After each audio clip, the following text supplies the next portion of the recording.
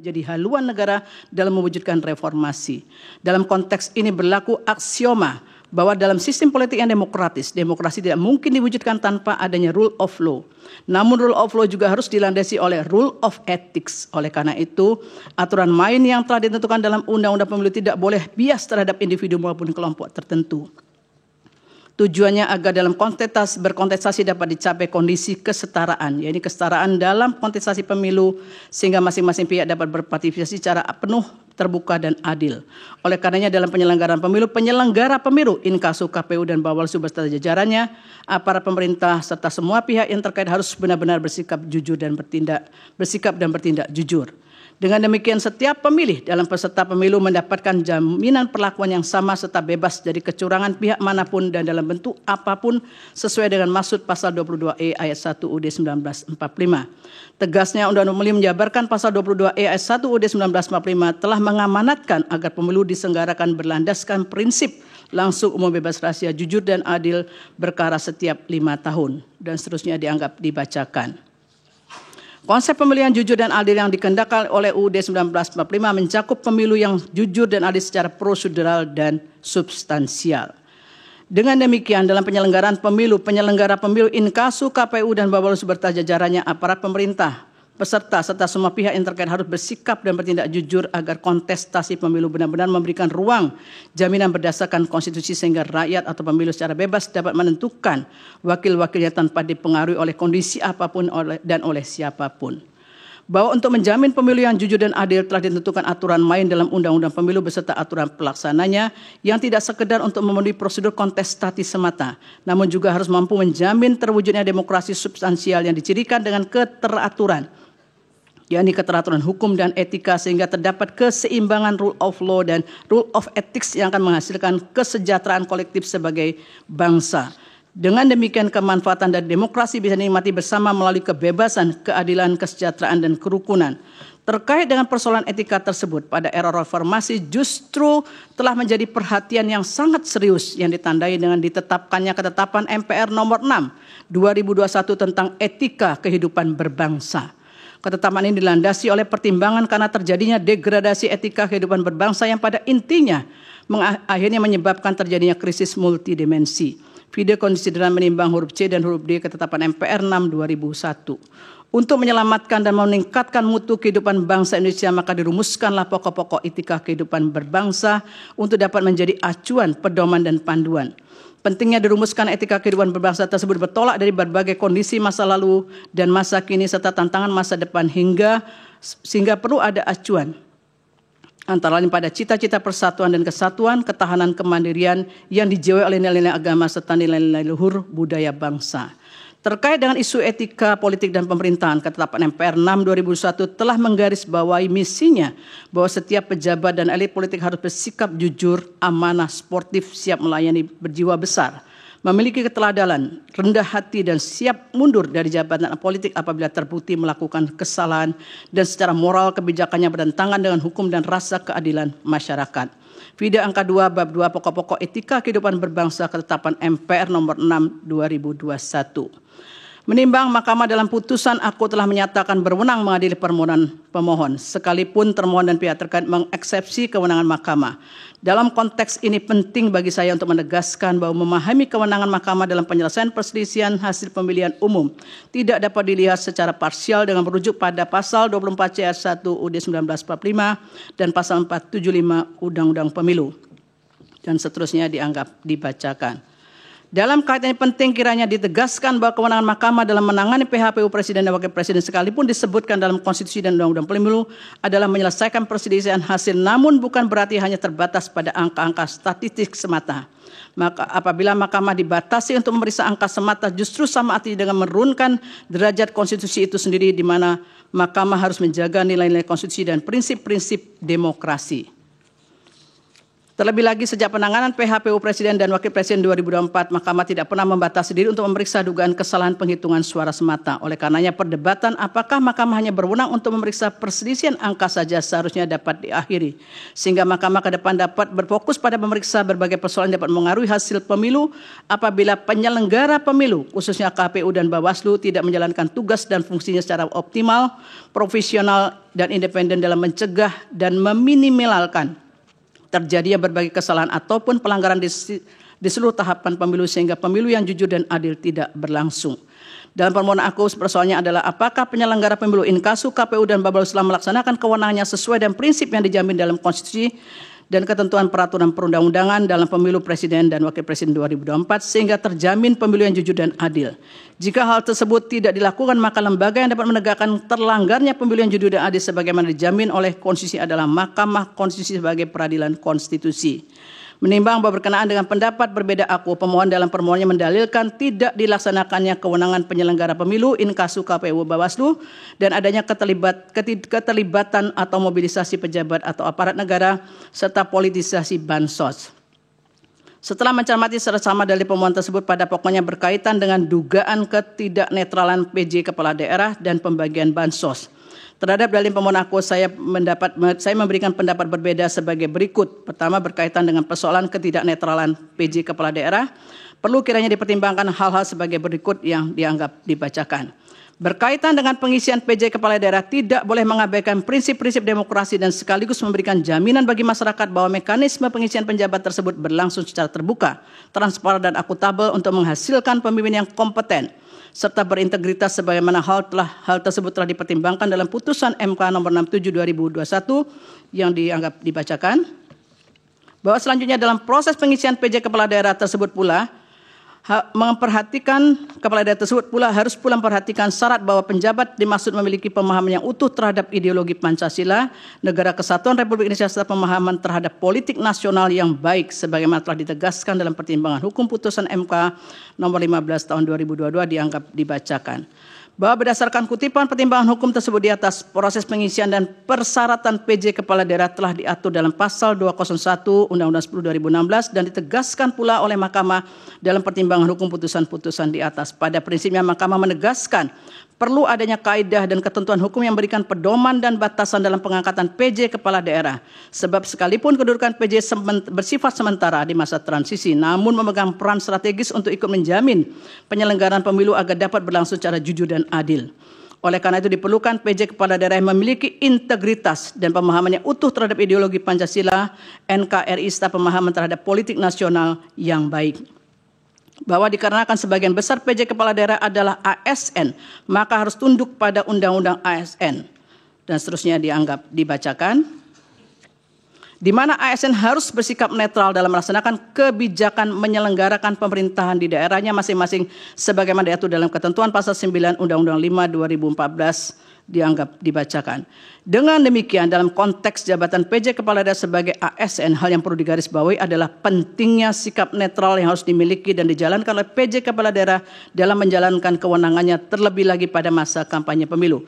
Ketentuan hukum terkait dengan pengangkatan syarat serta tugas, wewenang dan kewajiban yang melekat pada PJ Kepala Daerah sudah seharusnya dipatuhi dan dijalankan. Jika kemudian terdapat adanya dugaan PJ Kepala Daerah yang menunjukkan keberpihakan kepada pasangan calon tertentu, maka PJ Kepala Daerah tersebut telah melanggar hukum dan konstitusi dalam mewujudkan pemilu yang jujur, adil, dan berintegritas.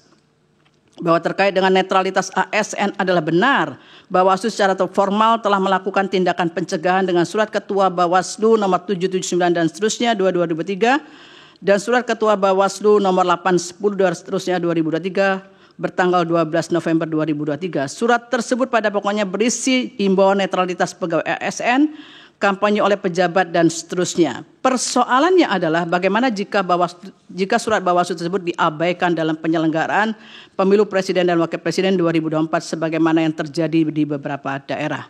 Bahwa sebelum menjelaskan persoalan yang terjadi di beberapa daerah tersebut, penting bagi saya menegaskan terlebih dahulu bahwa dikarenakan permohonan perkara nomor 1 2024 dan perkara nomor 2 2024 pada pokoknya mendalilkan hal yang sama dan terhadap objek permohonan yang sama, yakni berkaitan dengan keputusan KPU 360 2024 dan seterusnya, maka dalam menguraikan persoalan yang terdapat di beberapa daerah tersebut diintegrasikan antara perkara nomor 1 2024 dan perkara nomor 2 2024 dengan menunjukkan pada buktinya masing-masing di mana dalam penjelasannya dapat saling melengkapi.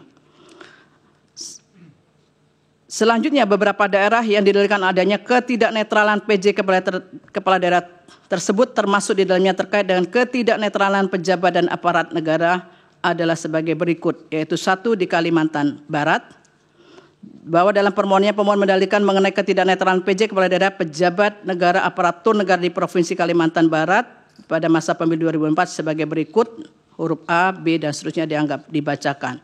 Terhadap dalil pemohon di atas, Mahkamah seharusnya juga mempertimbangkan berbagai laporan temuan Bawaslu berkenaan dengan permasalahan netralitas pejabat sebagaimana didalilkan oleh pemohon berkenaan dengan PJ Gubernur Kalimantan Barat yang dianggap tidak netral dalam masa kampanye 2024. Bawaslu dalam keterangannya memberikan penjelasan sebagai berikut, huruf A, B, dan seterusnya dianggap dibacakan. Bahwa berdasarkan hasil temuan Bawaslu di atas telah terbukti PJ Gubernur melakukan pelanggaran terhadap netralitas dalam masa pemilu 2024. Oleh karena itu, Bawaslu meneruskan kasus tersebut kepada KASN untuk menindaklanjuti sesuai dengan peraturan perundang-undangan yang berlaku. Adanya indikasi kuat pelanggaran yang telah dilakukan PJ Gubernur Kalimantan Barat, namun tidak terdapat kejelasan proses penegakan hukum atas pelanggaran tersebut menyebabkan pemilu yang jujur dan adil berintegritas telah terciderai karena adanya keberpihakan kepada salah satu pasangan calon presiden pada pemilu 2024. Kemudian yang kedua adalah Jawa Tengah. Bahwa dalam permohonannya pemohon juga mendalilkan mengenai ketidaknetralan pejabat negara PJ kepala daerah dan aparatur negara di Provinsi Jawa Tengah dalam masa pemilu 2024 dengan dalil-dalil sebagai berikut, huruf A, B, dan seterusnya sampai G dianggap dibacakan. Bahwa terhadap dalil pemohon di atas hanya beberapa laporan atau temuan yang ditindaklanjuti oleh Bawaslu, yaitu huruf A, B dianggap dibacakan.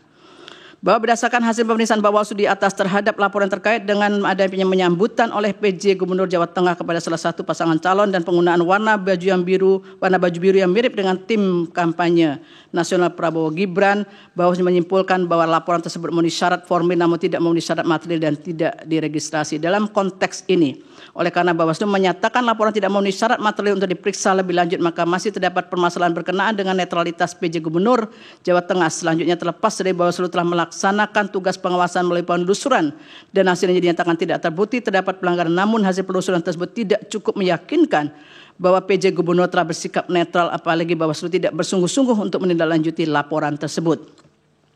Selain itu, dapat banyak bukti awal yang memberikan petunjuk adanya ketidaknetralan pejabat negara, aparat negara, dan aparatur sipil negara, serta pengerahan perangkat desa seperti adanya konsolidasi ratusan kepala desa di Kabupaten Temanggung untuk mendukung pasangan calon nomor urut 2. Kemudian terdapat kasus kekerasan politik seperti penganiayaan terhadap salah satu relawan pendukung pasangan calon. Selain itu, sejumlah acara dukungan dari pejabat pemerintahan juga dilakukan terhadap salah satu pasangan calon, termasuk juga dilakukan oleh Menteri Perdagangan dan Menteri Pertanian. Seluruh kejadian ini menjadi perhatian publik yang sangat luas dalam penyelenggaraan pemilu 2024 yang seharusnya ditindaklanjuti oleh Bawaslu sesuai dengan tugas dan wewenangnya. Namun tidak terdapat bukti yang kuat bahwa Bawaslu telah melaksanakan tugas dan wewenang secara optimal untuk menjamin terselenggaranya pemilu yang jujur dan adil. Kemudian di Sulawesi Selatan, bahwa pemohon juga mendalilkan mengenai ketidaknetralan pejabat negara dan aparatur negara di Provinsi Sulawesi Selatan dalam masa pemilu 2024 sebagai berikut, dengan dalil A, B dianggap dibacakan. Terkait dengan dalil pemohon tersebut, Bawaslu tidak memberikan keterangan yang secara utuh mengenai persoalan yang didalilkan pemohon di atas, sehingga seolah-olah tidak terdapat persoalan mengenai ketidaknetralan pejabat tersebut. Sementara Bawaslu dalam keterangannya menyampaikan hasil pemeriksaan terhadap beberapa laporan atau temuan terkait dengan netralitas pejabat di Sulawesi Selatan di masa pemilu 2024 sebagai berikut dianggap dibacakan. Bahwa berdasarkan hasil pemeriksaan Bawaslu di atas terdapat persoalan terkait pelanggaran netralitas aparat negara dalam pemilu di Sulawesi Selatan. Adanya laporan ketiga Bawaslu terkait keterlibatan PJ Gubernur Sulawesi Selatan dalam kegiatan pembagian bantuan sosial, tetapi laporan tersebut dinyatakan tidak memenuhi syarat material. Selain itu, Sekda Kabupaten Takalar Muhammad Hasbi diduga mengampanyekan pasangan calon nomor urut 2 di media sosial sehingga Bawaslu Kabupaten Takalar menerbitkan surat rekomendasi untuk ditindaklanjuti oleh KASN. Lebih lanjut, terdapat dugaan pelanggaran terkait dengan pengunggahan video pemasangan APK, pasangan calon, dan seterusnya. Berdasarkan hasil pemeriksaan terhadap laporan atau temuan Bawaslu tersebut, terdapat keyakinan yang kuat untuk menyatakan adanya persoalan terkait dengan ketidaknetralan aparatur negara dan masa pemilu di Sulawesi Selatan. Sebaliknya, tidak ada bukti yang meyakinkan bahwa Bawaslu telah menindaklanjuti laporan dan temuan yang terbukti menunjukkan adanya pelanggaran pemilu secara sungguh-sungguh, sehingga menyebabkan tidak terjaminnya pemilu yang jujur dan adil. Di Sumatera Utara, bahwa dalam permohonannya pemohon mendalilkan mengenai ketidaknetralan pejabat negara, kepala daerah, dan aparatur negara dengan dalil sebagai berikut, huruf A, B, C, dan seterusnya dibacakan. Bahwa terhadap dalil pemohon di atas ternyata hanya beberapa laporan dan temuan yang ditindaklanjuti oleh Bawaslu. Laporan dan tindak lanjut tersebut dibacakan. Bahwa terkait dengan hasil pemeriksaan Bawaslu di atas, dalam kasus ketidaknetralan aparat pemerintahan di Medan yang mengajak ASN memilih pasangan calon nomor urut 2 direkomendasikan untuk ditindaklanjuti oleh lembaga yang berwenang.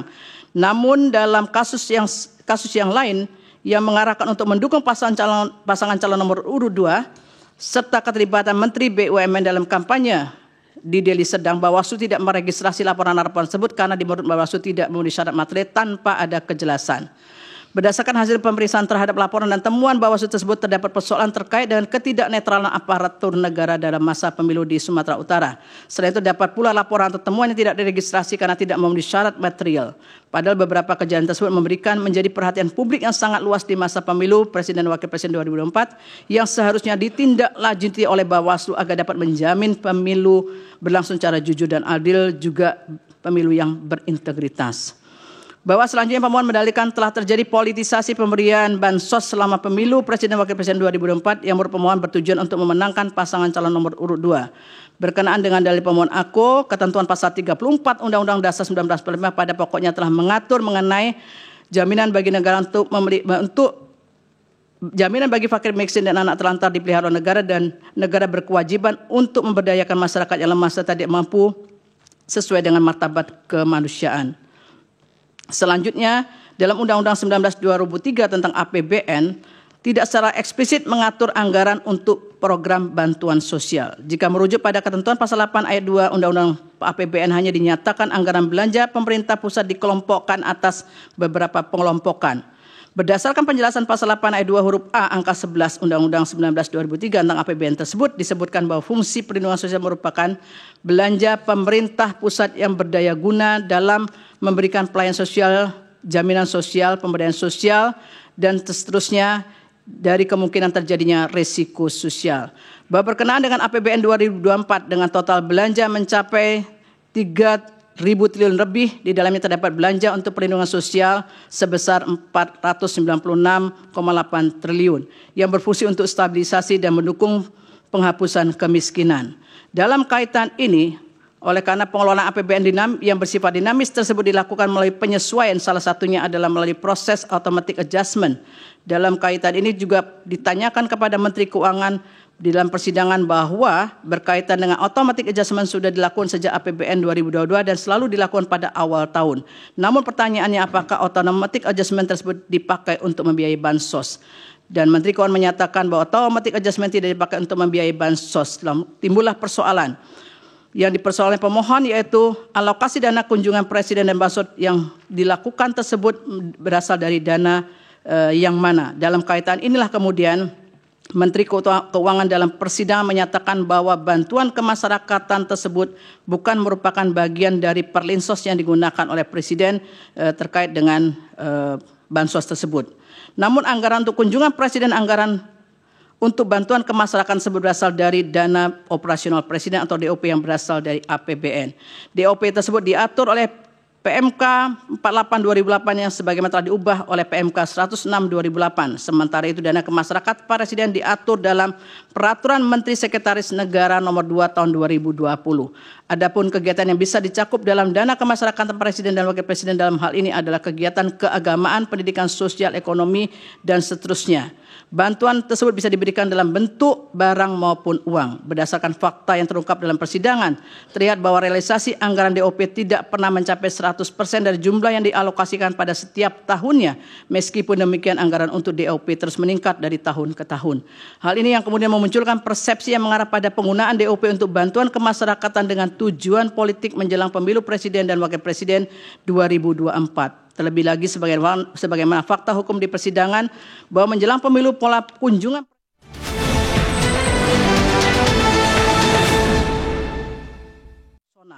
dalam konteks inilah penting kembali diingat maksud ditetapkannya ketetapan MPR nomor 6 2001 tentang etika kehidupan berbangsa di era awal reformasi sebagaimana telah diuraikan di atas, yang harus menjadi arahan, pedoman, panduan mewujudkan nilai-nilai luhur budaya bangsa. Oleh karena itu, sekalipun tidak ada larangan pemberian bansos dengan menggunakan DOP, namun sejalan dengan makna etika kehidupan berbangsa penting untuk dilaksanakan secara bijaksana demi menjamin pemilu yang jujur dan adil sebagaimana dijamin oleh Undang-Undang Dasar 1945. Dengan mengutip pandangan Andre Strack sebagaimana dianggap dibacakan, oleh karena itu, seorang pemimpin diwajibkan memahami dan menerapkan pentingnya integritas dan tanggung jawab dalam memegang kekuasaan publik, serta perlunya menjaga pemisahan yang jelas antara kepentingan pribadi dan kepentingan publik demi menjaga persatuan dan kesatuan bangsa. Terlebih dalam konteks penggunaan DOP yang berasal dari APBN untuk bantuan kemasyarakatan menjelang pemilu 2024 tidak dapat dihindari adanya tujuan politik yang memiliki pengaruh sangat kuat sehingga prinsip pemilu yang dijamin oleh konstitusi menjadi tidak sepenuhnya dapat diwujudkan. Menimbang bahwa berdasarkan seluruh uraian pertimbangan hukum di atas, dalil pemohon beralasan menurut hukum untuk sebagian tidak sebagaimana yang dimohonkan pemohon dalam petitumnya. Oleh karena diyakini telah terjadi ketidaknetralan pejabat yang sebagian berkelindan dengan pemberian bansos yang terjadi pada beberapa daerah yang telah dipertimbangkan di atas, maka untuk menjamin terselenggaranya pemilu yang jujur dan adil sebagaimana dijamin oleh Undang-Undang Dasar 1945, seharusnya Mahkamah memerintahkan untuk dilakukan pemungutan suara ulang untuk beberapa daerah tersebut di atas.